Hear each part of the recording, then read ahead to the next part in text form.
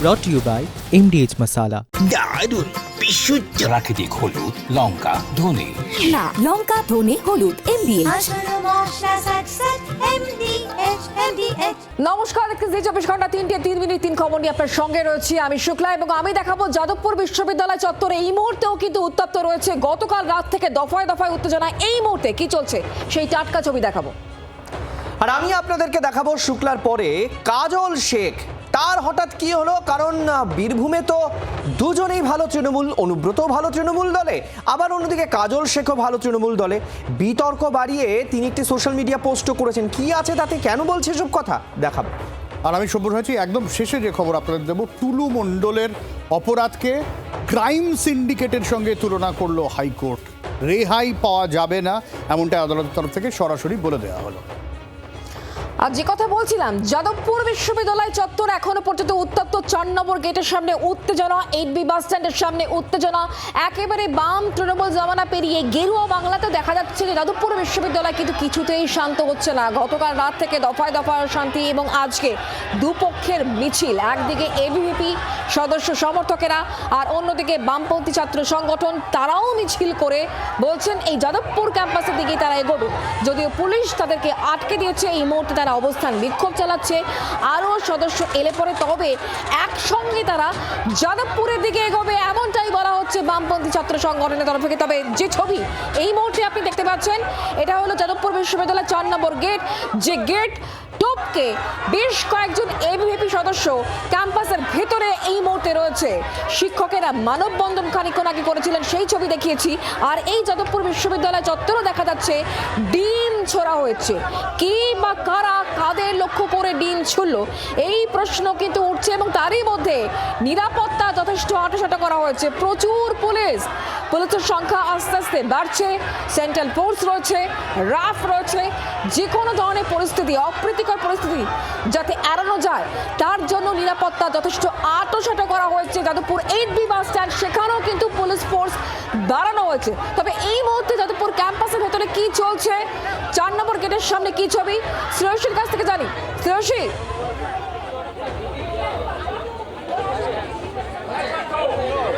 দেখো, কার্যত এই মুহূর্তে কিন্তু উত্তেজনা কিছুটা প্রশমিত। যদিও আমরা দেখতে পাচ্ছি যে যত্রতত্র কিন্তু স্টুডেন্টরা তারা জটলা বেঁধে দাঁড়িয়ে রয়েছেন, তারা এই মুহূর্তে দাঁড়িয়ে রয়েছেন এবং কার্যত একটা চাপা উত্তেজনা রয়েছে। যে গেট, যে 4 নম্বর গেট, সেই 4 নম্বর গেট কিন্তু এখনো পর্যন্ত একেবারে পুরোপুরি বন্ধ করে রাখা হয়েছে। দেখতে পাচ্ছ যে 4 নম্বর যে গেট, সেই গেট এখনো বন্ধ করে রাখা হয়েছে।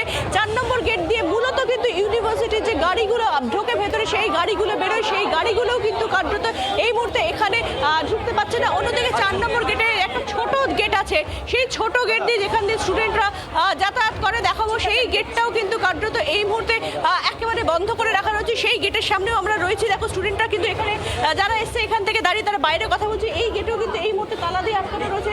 বাইরের থেকে কেউ কিন্তু কার্যত এই মুহূর্তে ভেতরে আসতে পারছে না। আপনারা কি ভেতরে ঢোকার জন্য এসছে? আমি head of the department physics, আমাকে তো যেতে হবে, আমার অফিস খোলা আছে।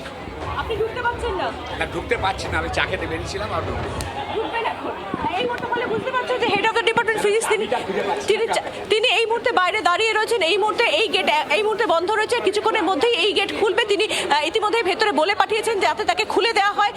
তিনি চা খেতে গিয়েছিলেন, চা খেতে গিয়ে বাইরে আটকে পড়েছেন। ফলে কার্যত 4 নম্বর যে গেট, সেই গেটটা কিন্তু কার্যত পুরোপুরি এই মুহূর্তে কিন্তু বন্ধ হয়ে রয়েছে। এই মুহূর্তে সেই 4 নম্বর গেট, অন্যদিকে স্টুডেন্টরা, সেই স্টুডেন্টদের তারা কিন্তু দূরে রয়েছে। অন্যদিকে টিচারদের আমরা দেখেছি যারা কিন্তু সারাক্ষণ কিন্তু এই মুহূর্তে কিন্তু তারা কিন্তু সারাক্ষণ এই মুহূর্তে এই জায়গাটায় রয়েছেন। অন্যদিকে বেশ কিছু স্টুডেন্টের একটা জায়গায় আমরা জটলা দেখতে পাচ্ছি, আমরা একটুখানি সেখানেও যাওয়ার চেষ্টা করব। দেখতে পাচ্ছি যে একটা টোটো রয়েছে, সেই টোটোটা কিন্তু বেশ কিছু স্টুডেন্ট তারা একেবারে ঘিরে রয়েছেন। এই মুহূর্তে আমরা সেখানেও পৌঁছানোর চেষ্টা করব। সেখানে কি হয়েছে সেই বিষয়টা নিয়ে আমরা জানার চেষ্টা করব। এখানে কোনো কারোর লেগেছে, কারোর শরীর খারাপ হয়েছে এখানে? দাদা, আপনি কেন এখানে এসেছেন? কেন এসেছেন এখানে? কেন এসেছেন এখানে? দেখো এই মুহূর্তে স্টুডেন্টদের একটা জটলা হয়ে রয়েছে এখানে, এই মুহূর্তে কিন্তু তারা চুপ করে রয়েছে, কিছু বলছে না, কিন্তু কিছু একটা ঘটেছে এখানে সেটা খুব স্পষ্ট। যদিও স্টুডেন্টদের মধ্যে এই মুহূর্তে কিন্তু এখানে একটা চাপা উত্তেজনা রয়েছে, যদিও এখনো পর্যন্ত কিন্তু 4 নম্বর গেট এখনো পর্যন্ত খোলা হয়নি। বাইরের যে জায়গাটা, সেই জায়গাটা অর্থাৎ 4 নম্বর গেটের বাইরের জায়গাটা সেটা মোটামুটি কিন্তু ফাঁকা হয়ে গিয়েছে এই মুহূর্তে, ফাঁকা হয়ে গিয়েছে এই মুহূর্তে। এই কারণেই কিন্তু কার্যত তোমাকে বলবো যে যেহেতু পুলিশ এই মুহূর্তে কিন্তু যে এবিভিপি সদস্য সমর্থকরা এসেছিল তাদেরকে সরিয়ে দিয়েছে, এবং সরিয়ে দেওয়ার পরে তারা এখনো কিন্তু পুলিশ বাইরে রয়েছে, ফলে যেহেতু বাইরে এই মুহূর্তে কোনো এবিভিপি সদস্য সমর্থক মানে 4 নম্বর গেটের বাইরে আর কোনো রকম জমায়েত করা যাবে না, কেউ টপকে এপারে আসতে পারবে না, সেটা একেবারে পুলিশের তরফ থেকে সুনিশ্চিত করা হচ্ছে, তাই তো শ্রেয়সী? একেবারেই দেখো এখন তো করা হচ্ছে, কিন্তু সব থেকে বড় কথা পুলিশের আজকে উল্লেখযোগ্য ভূমিকা, যখন এবিভিপি সদস্য সমর্থকরা 4 নম্বর গেটের বাইরে বিপুল পরিমাণে সদস্য সমর্থক ছিল, সেই সময় আমরা দেখেছিলাম যে এক্ষেত্রে র্যাফ কিন্তু কার্যত গোটা গেটটা কিন্তু কার্যত তারা একেবারে এরকম ভাবে আগলে ঘিরে দাঁড়িয়েছিলেন যাতে গেট ভেঙে কেউ ভেতরে ঢুকতে না পারে। এমনকি বহু সদস্য সমর্থককে দেখেছি তারা গেট টপকে কিন্তু গেটের ওপরে উঠেছেন, কিন্তু গেট টপকে কিন্তু এই পাশে তারা আসতে পারেনি। তার মূল কারণ কিন্তু আমরা দেখেছিলাম যে প্রচুর র্যাফ ছিল এবং তারা রীতিমতো গার্ডওয়াল করে কিন্তু সেক্ষেত্রে দাঁড়িয়েছিলেন যাতে কোনোভাবেই কিন্তু সেই জায়গা থেকে যাতে কোনোভাবেই কিন্তু বাইরে যারা রয়েছে তারা ভেতরে না ঢুকতে পারে। অর্থাৎ গতকাল রাত্রে যে পরিস্থিতি তৈরি হয়েছিল যে গেট ভেঙে ভেতরে ঢুকেছে, সেই পরিস্থিতি যাতে আবার নতুন করে না তৈরি হয় সেই জন্য কিন্তু র্যাফ যেভাবে ভূমিকা ছিল সেই ভূমিকা কিন্তু কার্যত সেই মুহূর্তে কিন্তু একেবারে রীতিমতো চোখে পড়ার মতো। এবং এই মুহূর্তে কার্যত আমরা দেখলাম যে সেক্ষেত্রে কোনোভাবেই তার র্যাফের তৎপরতায় কিন্তু কার্যত কোনো রকম অপ্রীতিকর পরিস্থিতি তৈরি হয়নি। যে কথা বলছিলাম কারো শরীর খারাপ হয়েছে, এই মুহূর্তে দেখতে পাচ্ছ যে এই মুহূর্তে অ্যাম্বুলেন্স এসছে, এই মুহূর্তে দেখা যাচ্ছে যে এবং সেই অ্যাম্বুলেন্স নির্দিষ্টভাবে এই মুহূর্তে এখানে এসছে, খুব স্পষ্ট বোঝা যাচ্ছে যে কোনো কেউ অসুস্থ, সেই কারণেই কিন্তু এই মুহূর্তে কিন্তু এখানে অ্যাম্বুলেন্স এসে। স্যার এই মুহূর্তে অ্যাম্বুলেন্স আমরা দেখতে পাচ্ছি, কারোর কি শরীর খারাপ হয়েছে কিছু? একজন ছাত্র বাইরে গেছিল, আহত হয়েছে, বহিরাগত দ্বারা তাকে আমরা অ্যাম্বুলেন্সে করে পাঠাচ্ছি কেবিসি হসপিটাল। এই মুহূর্তে বিশ্ববিদ্যালয়ের যে অধ্যাপক, সেই অধ্যাপক তিনি বলছেন যে একজন ছাত্র তিনি বাইরে গিয়েছিলেন, তিনি আহত হয়েছেন, তাকে এই মুহূর্তে অ্যাম্বুলেন্সে করে কেপিসিতে পাঠানো হচ্ছে। ফলে দেখতেই পাচ্ছ যে এই মুহূর্তে যে ইউজিআর্টস বিল্ডিং, সেই ইউজিআর্টস বিল্ডিং এর সামনে একটা জটলা হয়ে রয়েছে, টিচাররা রয়েছে, স্টুডেন্টরা রয়েছে, এবং অধ্যাপক তিনি যেটা বললেন যে এক্ষেত্রে অধ্যাপক তিনি যেটা বলছেন যে এক্ষেত্রে বাইরে তিনি সেটি বাইরে গিয়েছিলেন এবং সেক্ষেত্রে সেই সময় কিন্তু কার্যত সে আক্রান্ত হয়, এমনটাই কিন্তু কার্যত অভিযোগ করছেন তিনি। একদমই শ্রেয়সী, তুমি আমাদের সঙ্গে থাকো। যাদবপুর বিশ্ববিদ্যালয়ের ছবি আপনাদেরকে আমরা দেখাচ্ছিলাম, ক্যাম্পাসের ভেতরের ছবি দেখাচ্ছি যেখানে অ্যাম্বুলেন্স এই মুহূর্তে এসে পৌঁছেছে, কারণ একজন ছাত্র তিনি আহত হয়েছেন, তাকে হাসপাতালে নিয়ে যাওয়া হচ্ছে কারণ তিনি বাইরে বেরিয়েছিলেন, সেই সময় তিনি আহত হন। এরপরে যাদবপুর বিশ্ববিদ্যালয় থেকে তাকে হাসপাতালের উদ্দেশ্যে নিয়ে যাওয়া হচ্ছে বলে খবর পাওয়া যাচ্ছে। তবে এই মুহূর্তে পরিস্থিতি খানিকটা শান্ত ক্যাম্পাসের ভেতরে, তবে 8B বাস স্ট্যান্ড সেখানে কিন্তু বাম ছাত্র সংগঠনের সদস্যরা তারা উপস্থিত রয়েছেন, সেখানে তাদের বিক্ষোভ অবস্থান চলছে। খানিকক্ষণ আগে পর্যন্ত এই ছবিটাই ছিল যেখানে যাদবপুর বিশ্ববিদ্যালয়ের 4 নম্বর গেট টপকে বেশ কয়েকজন এবিভিপি সদস্য তারা ক্যাম্পাসের ভেতরে পৌঁছে যান। তবে এই মুহূর্তে পুলিশি নিরাপত্তা যথেষ্ট আঁটোসাঁটো করা হয়েছে। যাদবপুর ক্যাম্পাসের ভেতরে বেশ কিছু পড়ুয়া রয়েছে, ভেতরে শিক্ষকেরা রয়েছেন এবং বাইরে র্যাফ রয়েছে, পুলিশ রয়েছে, সেন্ট্রাল ফোর্স রয়েছে। যাদবপুর 8B বাস স্ট্যান্ড সেখানেও কিন্তু ফোর্সের সংখ্যা বাড়ানো হয়েছে।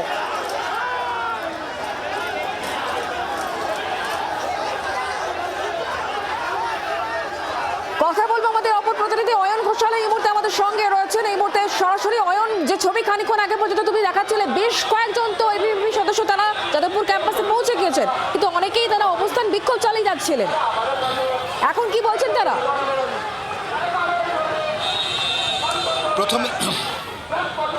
প্রথমেই বলে রাখা দরকার যে শুভব্রত অধিকারী অখিল ভারতীয় বিদ্যার্থী পরিষদের কেন্দ্রীয় কমিটির সদস্য, তিনি আনুষ্ঠানিকভাবে আজকের এবিভিপির এই কর্মসূচির সমাপ্তি ঘোষণা করেছেন এবং তিনি এটাও বলেছেন যে অদূর ভবিষ্যতে যদি আবার দেখা যায় যাদবপুর বিশ্ববিদ্যালয়ের ভেতরে বাম ছাত্র সংগঠন তারা ঢুকে সেখানে কর্তৃত্ব বা অধিকার ফলানোর চেষ্টা করছে, তাহলে এবিভিপি আবার পথে নামবে। এবিভিপি কোনো শিক্ষা প্রতিষ্ঠানের ভেতর কোনো রকমের ছাত্র সংগঠন বা রাজনীতি চায় না, কিন্তু রাজনীতি করার চেষ্টা হলে সেটা প্রতিহত করার মতো সমস্ত আন্দোলন এবিভিপি এইভাবেই রাস্তায় নেমে করবে। আমরা এই মুহূর্তে যে ছবি দেখছি তা অনেকটা স্বাভাবিক। এই মুহূর্তে এখনো পর্যন্ত ব্যারিকেড রয়েছে, তবে এখন আর আগের মতো বিপুল সংখ্যক এবিভিপির কর্মী সমর্থক এখানে নেই। আজকের মতো যখন কর্মসূচি শেষ একথা বলা হলো, তাহলে পরিস্থিতি এবার শান্ত হবে?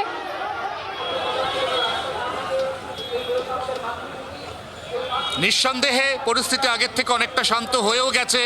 একটু আগেই এখানে র্যাব সহ 33 স্তরীয় পুলিশি নিরাপত্তা বেষ্টনী ছিল, এখন আর সেই নিরাপত্তা বেষ্টনীর প্রয়োজনীয়তা নেই। এখন পুলিশ বিক্ষিপ্তভাবে আছে। পুলিশও কিছুক্ষণের মধ্যে যখন দেখবে যে পরিস্থিতি একেবারে শান্ত বা স্বাভাবিক, তখন প্রথম দুদিকে দুটি গার্ডরেল খুলে দেওয়া হবে।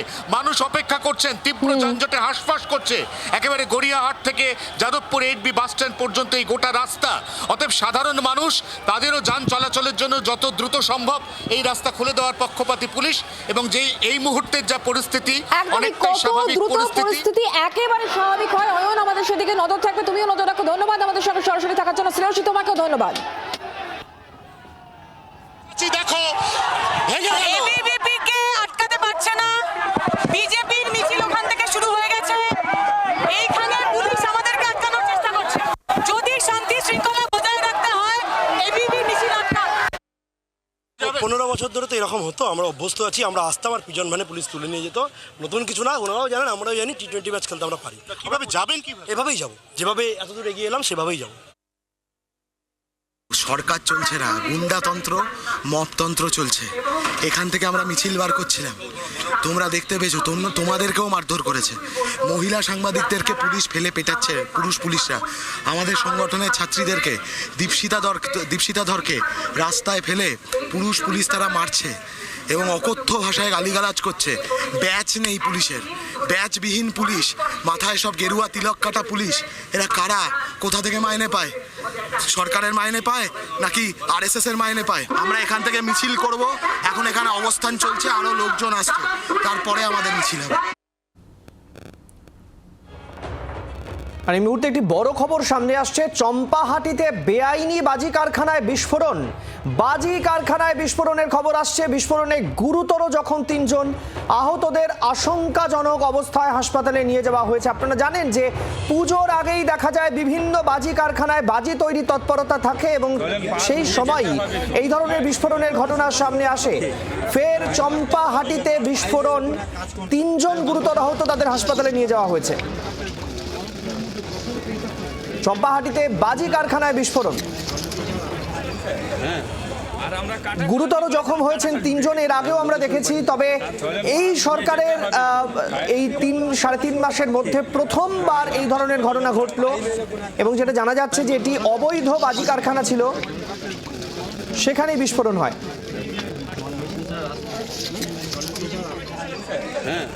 আর আমরা কাটাখাল, আপনি বলেছেন কাটাখাল ঢুকে গেছে, লোকেশন পাঠিয়েছি, তাহলে পা ঘুরিয়ে যেতে হবে তো। তথাগত আমাদের প্রতিনিধি রয়েছেন টেলিফোন লাইনে। তথাগত, যেটা জানা যাচ্ছে এটা অবৈধ কারখানায় বিস্ফোরণটি হয়েছে। দেখো, একদমই যেটা জানা গিয়েছে, পুলিশের ঘটনা তদন্ত শুরু করেছে। ইতিমধ্যেই 2 জন আহত হয়েছেন, তাদেরকে হাসপাতালে নিয়ে যাওয়া হয়েছে এবং তারা সেখানে চিকিৎসাধীন। যেটা প্রাথমিকভাবে পুলিশ জানতে পেরেছে যে লোকালয় থেকে বেশ খানিকটা দূরে এবং ফাঁকা জায়গায় জমির মধ্যে সেখানে বাড়ি তৈরি করে বেআইনিভাবে বাজি তৈরি করা হচ্ছিল এবং আজ সকাল থেকে সেখানে যারা বাজি তৈরির শ্রমিক তারা আসেন এবং এসে তারা বাজি তৈরি করছিলেন। সেই সময়ই অসাবধানবশত কোনো ঘটনার জেরে এই বিস্ফোরণ ঘটে এবং এই বিস্ফোরণের জেরে যে 2 জন আহত হয়েছেন তাদেরকে উদ্ধার করেন স্থানীয় বাসিন্দারাই এবং তাদেরকে হাসপাতালে ভর্তি করা হয়েছে। এর পাশাপাশি খবর পেয়ে বারুইপুর পুলিশ জেলার অতিরিক্ত পুলিশ সুপার অতীশ বিশ্বাসের নেতৃত্বে বিরাট পুলিশ বাহিনী ঘটনাস্থলে পৌঁছায়। দমকল যখন পৌঁছায় তাদেরকে ঘিরে প্রাথমিকভাবে বিক্ষোভ দেখান স্থানীয় বাসিন্দারা, যদিও তারা পরবর্তীকালে বাধা পান বেশ খানিকটা, কারণ বেশ খানিকটা দূরে তাদেরকে নেমানোর কাজ শুরু করতে হয়েছিল। তবে পরিস্থিতি এখন অনেকটাই নিয়ন্ত্রণে এবং ঘটনার তদন্ত শুরু হয়েছে, এমনটাই কিন্তু বারুইপুর জেলার পুলিশ সূত্রে জানা গিয়েছে। ধন্যবাদ। আপাতত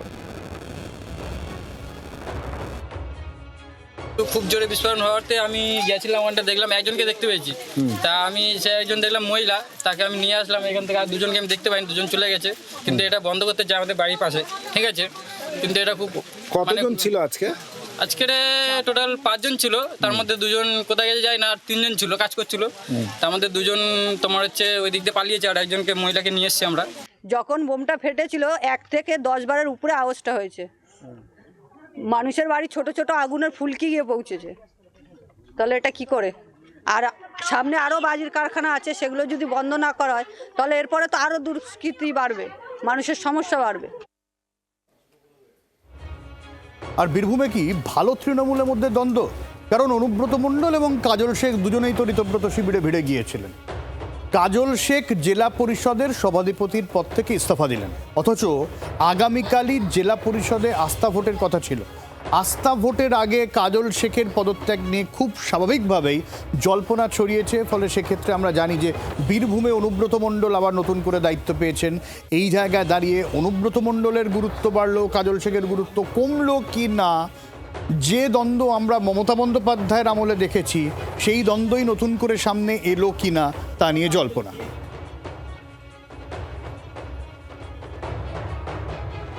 ঠিক কি ঘটনা এই বীরভূমের জেলা পরিষদের আস্থা ভোটের আগেই কাজল শেখের এই ধরনের পদত্যাগের বিষয়? প্রসেনজিৎ মালাকার রয়েছেন আমাদের সঙ্গে। প্রসেনজিৎ, দেখো একেবারে তাই বলা যেতে পারে। আগামীকালই ছিল আস্থা ভোট, আর তার আগেই কিন্তু পদত্যাগ করলেন সভাধিপতি কাজল শেখ। কিন্তু এই পদত্যাগের পেছনে বেশ কিছু রাজনৈতিক জল্পনা ইতিমধ্যে শুরু হয়েছে। তার কারণটা কি? কারণ তুমি জানো যে নির্বাচনের পরেই ভালো তৃণমূল অর্থাৎ ঋতব্রত তৃণমূলে কিন্তু নাম লিখিয়েছিলেন এই কাজল শেখ, এবং তাতে বীরভূম জেলার অন্যতম নেতা বলা যায় তৃণমূলের সেই সময় অনুব্রত মণ্ডল, তিনিও নাম লিখিয়েছেন ঋতব্রততে। কার্যত বলা যায় ঋতব্রত শিবির থেকে অনুব্রত মণ্ডলকে জেলা সভাপতি ঘোষণা করা হয়, আর তারপরে কিন্তু কাজল শেখকে দূরত্ব মেনটেন করতে দেখা গিয়েছে। ফলে সেই জায়গায় দাঁড়িয়ে একই রাজনৈতিকভাবে পরিবর্তন, তার পাশাপাশি সভাধিপতি পদে তার বিরুদ্ধে অনাস্থার পরে তিনি বুঝতেই পেরেছিলেন যে তাকে পদচ্যুতি তার হচ্ছে, ঠিক সে কারণ থেকেই কিন্তু তিনি ইস্তফা দিয়েছেন, এমনটাই রাজনৈতিক মহলের মত। গোটা ঘটনায় রাজনৈতিকভাবে বিভিন্ন জল্পনা শুরু হচ্ছে। ফলে কাজল শেখ তিনি আগামীতে কি করবেন, কোন দিকে যাবেন, তার মুভমেন্ট কি হবে, সেগুলো অবশ্যই দেখার বিষয়। পাশাপাশি এই যে পদত্যাগ তাতেও কিন্তু বিরোধীরা অর্থাৎ বিজেপির তরফ থেকে সেই সময় যারা বর্তমানে জেলা পরিষদ গঠন হয়েছিল সেই সময় বিজেপি যারা বিরোধী ছিলেন তারা কিন্তু সেই সময় থেকেই কাজল শেখের বিরুদ্ধে একাধিক দুর্নীতির অভিযোগ তুলেছেন। অনেক ধন্যবাদ প্রসেনজিৎ। আর কাজল শেখ সোশ্যাল মিডিয়া একটা পোস্টও করেছেন, যে পোস্টে তিনি নানান রকম মন্তব্য করেছেন, ইঙ্গিতপূর্ণ মন্তব্য করেছেন, এবং সেখানে তিনি লিখেছেন যে এই মাটিতেই শৈশব, এখানে জন্মানো কোনো অপরাধ নয়, দেশপ্রেমের কথা বলেছেন, বিদ্বেষ চাই না, বিভাজন চাই না, এই ধরনের কথা তিনি বলেছেন। শতাব্দীর সঙ্গে কথা বলেছিলাম আমরা, শতাব্দী রায়, তিনি কি বলছেন শুনবো।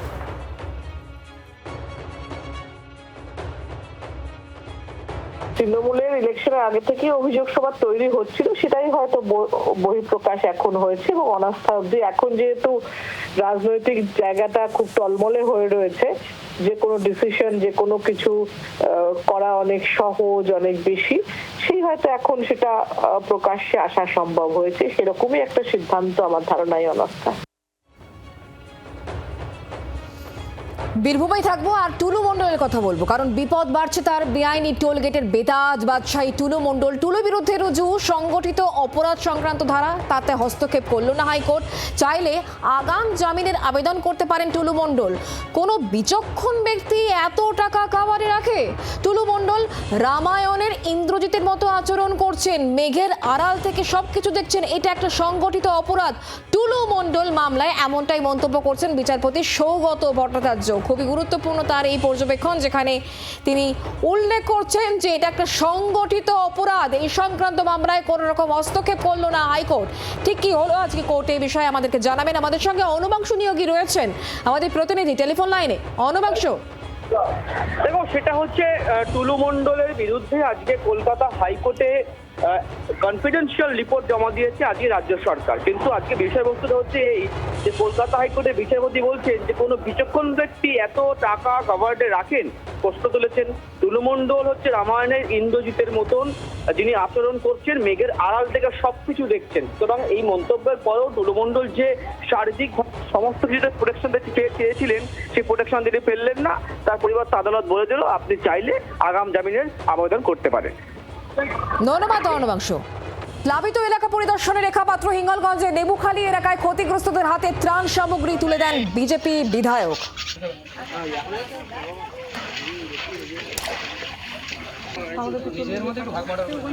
ঠিক আছে,